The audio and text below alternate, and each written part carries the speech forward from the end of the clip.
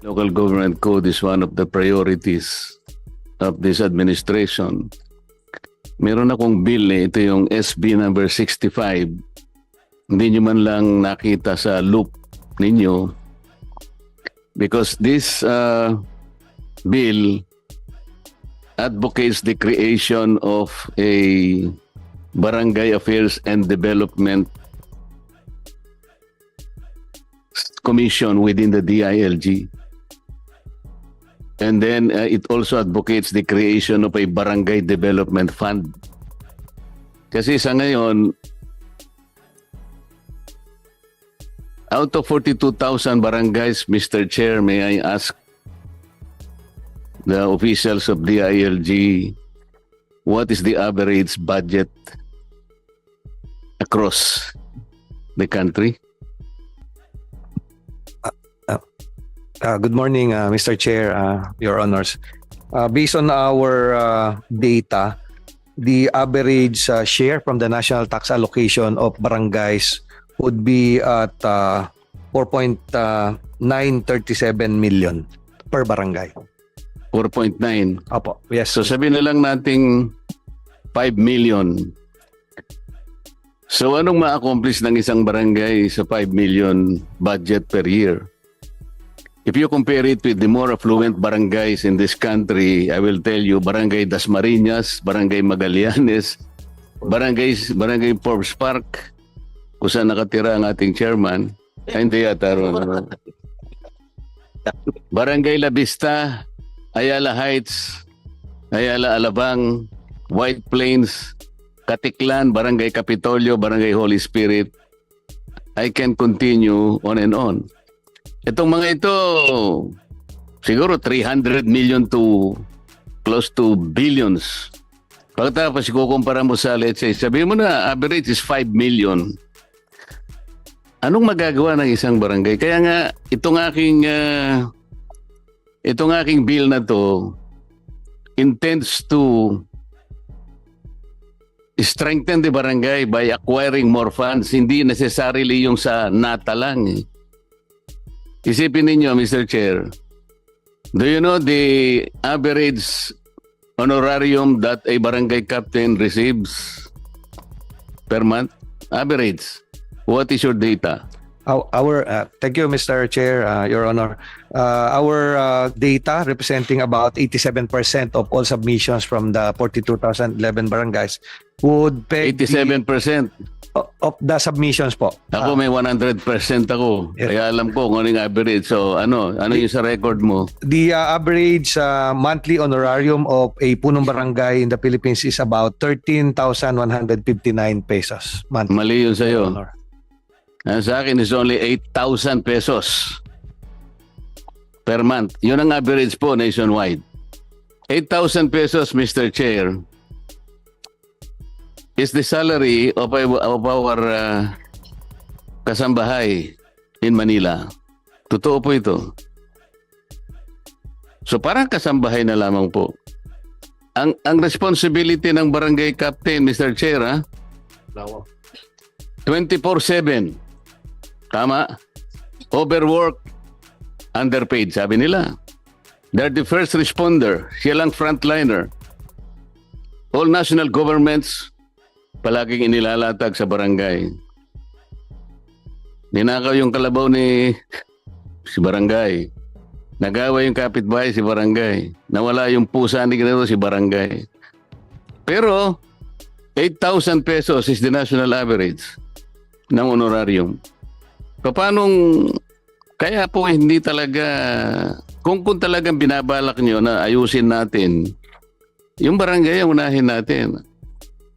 Alam mo, Mr. Chair, ang balak ko pa nga rito,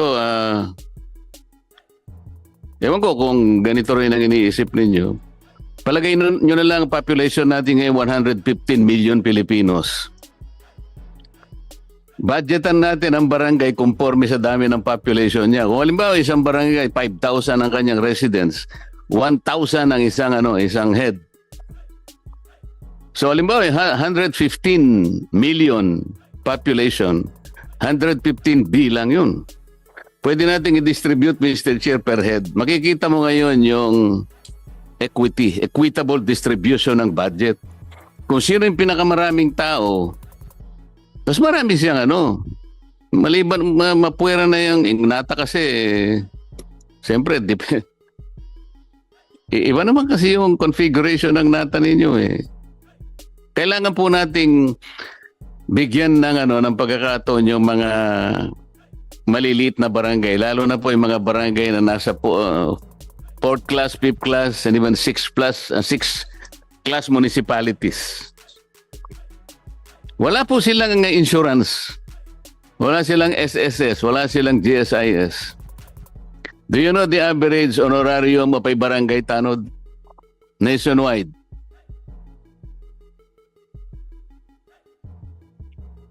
Oo, dapat kabisado niya yan. Ako, kabisado ko eh. Based on our data, the average honorarium of a barangay tanod in the Philippines is about based on your 87% submission again. It's about 73% for 0.86% submission. Bumaba pa ng konti. The average, Your Honor, is about 1,590. Tumama ka dyan. Isip-isipin mo naman. 1,000 pesos. 1,500 pesos per month. Minsan, alam mo, Mr. Chair, tinanong ko yung kapitan. Kapitan, did you have the privilege or opportunity to witness, for example, your barangay tanod handing to his wife the monthly honorarium? Mr. Chairman, inaabot nung sa kanyang asawa. Tiningnan mo ba ako yung itsura ng asawa mo habang inaabot mo yung 1,500 na honorarium mo? Opo. Ano ang itsura niya? Nakangiwi po eh. Ba't di ka mapapangiwi sa 1,000? Tingnan mo. Madam Jessica D. Ito ay kakilala ko. Siya yung presidente ng lahat ng kapitan sa buong Pilipinas. Ang asawa niya ay colleague ko sa... Kumusta na si... Mayor na ba siya o congressman pa rin? Mayor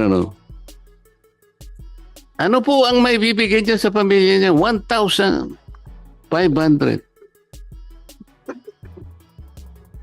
Do you know the honorarium of the member of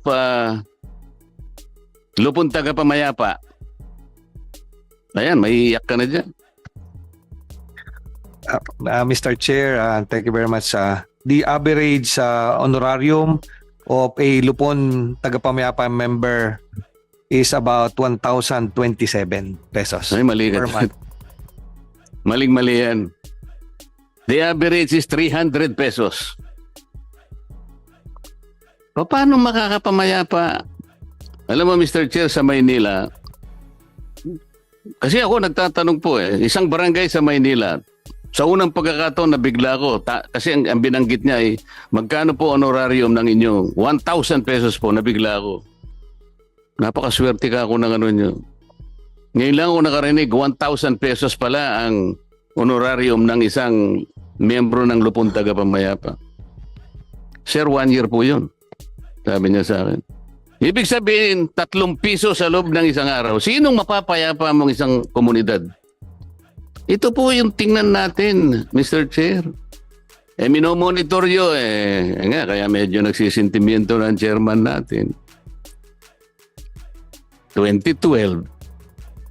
Kupong-kupong pa yan Ang pinagtutunan yung pansin, Magna Carta. Titingnan po niyo yung Magna Carta. Walang sinasabing karagdagang benefit ng barangay kung pag-uusapan kung saan tayo kukuha ng additional funding aside from the nata. Wala po sa Magna Carta yan Pero ako pong gusto kong pagkukulan ng pansin, bigyan natin ng mas maraming pondo. Kamukha ng mga departamentong hindi naman nagagamit ang kanilang budget. Alam ng ating chairman yan, ang absorptive capacity, bibigyan mo ng 100%, ang magagamit niya lang 25%. Ibigay lahat sa barangay yan para umusad sila. Pwede po bang isama niyo yung barangay ko sa inyong pinag-uukulang?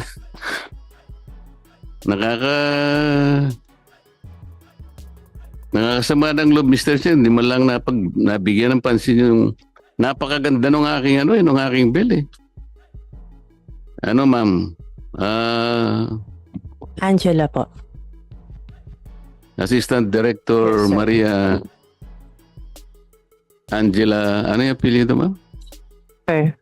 Pasensya na po kayo, mas medyo malabo na po yung Okay, mata ko. sir. Di Yes, bale, sir. kabisado po kayong lahat ni Chairman. Patatawag po kayo lahat. Yes, sir. We will consider po. We will Anyway, include. given the manifestation of Senator Marcoleta, we are including his bill, Senate Bill number 65, in the agenda of this hearing this morning. And we are requesting our resource persons to also submit their position papers with regard to this, with regard to the bill of Senator Marcoleta. Barangay Affairs and Development Commission Act. Ito yung bill ni Senator Marcoleta. Maraming salamat, Mr. Chair. Kaya kahit na hindi ako member dito, talagang pinagsikapan kong samahan kita rito dahil alam ko nag-iisa ka lang. Maraming salamat, pero hindi po ako nakatira sa Forbes Park. Anyway, nabasa ko dito yung mga duties and responsibilities ng Barangay Tanod, no? Napakalaki pala ng kanilang mga responsibilidad. At ang sinabi nyo kanina, 1,500 lang ang kanilang honorarium kada taon. Monthly. Sa lahat pa, uniform ban? Average lang. So yung sa mga mayaman na barangay, like yung mga minention ni Senator Marcoleta, magkano tinatanggap? If you know. Na 30 mil, Mr. Chair. 35,000. Ganun kalalaki. Barangay. Barangay Tanod, May 35. honorarium Ano? ng barangay kapitan. May, No. will you know? Sa Tanod po, like po yung isang barangay po namin sa Wakwak, may nagre-receive po ng 10 to 15,000 po. Depende po kasi sa budget po ng barangay. Yes, so honorarium. Yes po, Mr. Chair. Kada barangay Tanod. Yes po. Alright. Doon sa mga maliit na barangay, yung mga sa remote provinces, yung pinakamaliit na honorarium na tatanggap nila. Mas budget sir, kaya pang 800 pesos 800. per month po. Anong Plus, fifth class municipality? As low as 800. as low as 800 pesos per month po. And ang pinakamalaki doon so far sa Masbate,